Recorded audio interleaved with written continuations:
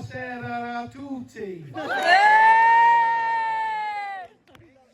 It is my absolute pleasure, as I'm sure all of you will know, to be stood here in front of you as the father of the stunning bride. It's going to take me a little while to get used to that. When I first started thinking about having to do a speech, obviously as the father of the bride, as I have to do, I have to be honest, at first I thought, what am I going to say? I know there's certain things I have to go through, but I thought, it's going to be quite difficult to find lots of things to say, and then I started to think about it, and I thought, how am I going to stop? Because there's so much I want to say, and I'll be honest, this is my only daughter, I'm going to make the most of it. Please stick with me, please humour me, allow me to say...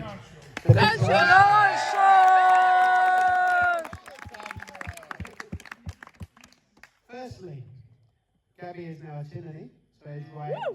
That's a few words for the Tinnies. And if I may, I hope you don't mind, firstly I'd like to mention Tom's mum, Kim.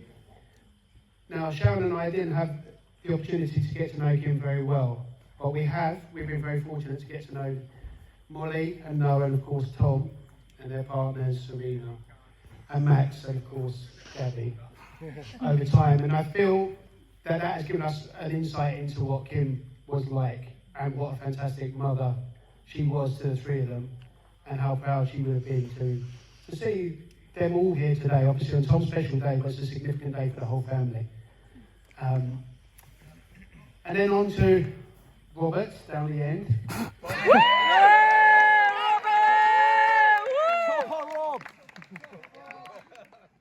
No, I don't think Robert will mind, but when this wedding news started to come through, and there was an idea of quite a lavish wedding, as this has turned out to be, he was very adamant that this seemed a bit extravagant, and a room in the top of a pub in London would have been more than adequate.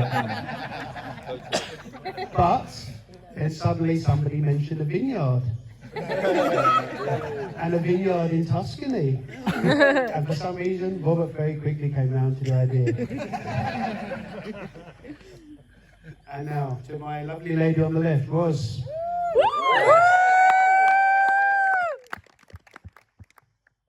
Roz has been an enormous support, I know from speaking to Gabby over the years, for Gabby and Tom's relationship.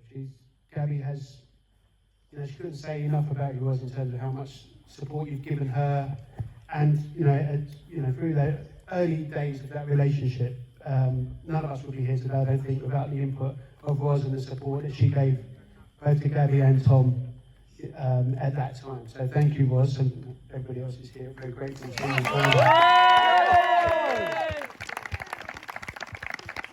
Now, as a family, we've been very fortunate in recent years to get to know each other much better, really well, and we shared some special occasions together, lots of Christmases and Easters, and Robert and Roz, obviously the wider family, have become really good friends, and of course from today they are now our family, and we're very proud that our families have merged, and I'm absolutely delighted that Gabby's taken the name Tinney, and I'm sure she'll represent your family really well in the years ahead. And thank you very much to the Tinneys. If we can raise our glasses to the Tinneys.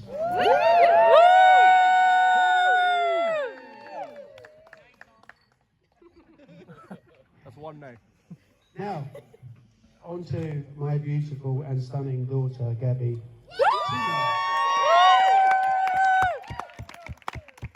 Now, truth be known, and I think people have known us a long time will know that my relationship with Gabby and our relationship as father and daughter was not the best in the early years, I would say.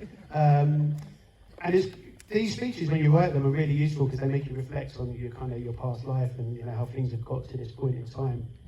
And I don't want to get emotional now, but I realise that I'm a single child. Most of you will know that. I never had any sisters. I didn't even have any cousins who were girls. So when God gifted Sharon and I our beautiful daughter, I thought, what the hell am I going to do with her? I don't know Barbie, I don't know makeup, I don't know what. And I have to be honest, I became...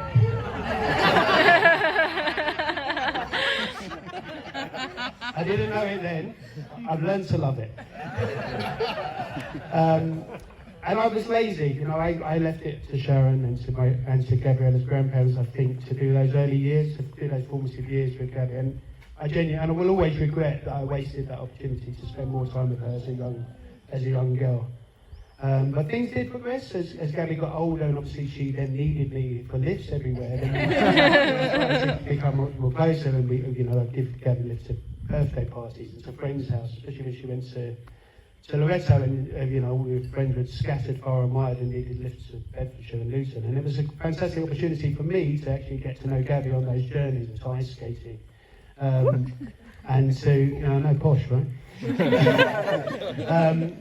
And we shared a laugh, and we got to know each other really well on those journeys. And I think that was the basis of what became, I think anyway, a fantastic relationship for us both.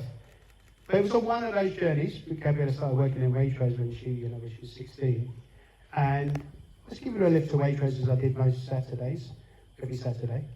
And suddenly, Gabriella mentioned this boy who made her laugh. This boy who worked in Waitrose who made her laugh. Okay. This is new. Gabby's never really spoke to me about boys before. This is new territory for me. And of course, as we're talking, then I realised that I knew this guy. This guy I had refereed, Tom, playing for AC Finchley. AC Finchley in the house. And I instantly referred to Gabby as, I know him, he's the boy with the sweet left foot. It was a long time ago. But it is weird that I literally can picture myself in the car with Gabby when we had this conversation, and that was, there was nothing more than Gabby just referring to this boy who made her laugh, and that is the constant theme for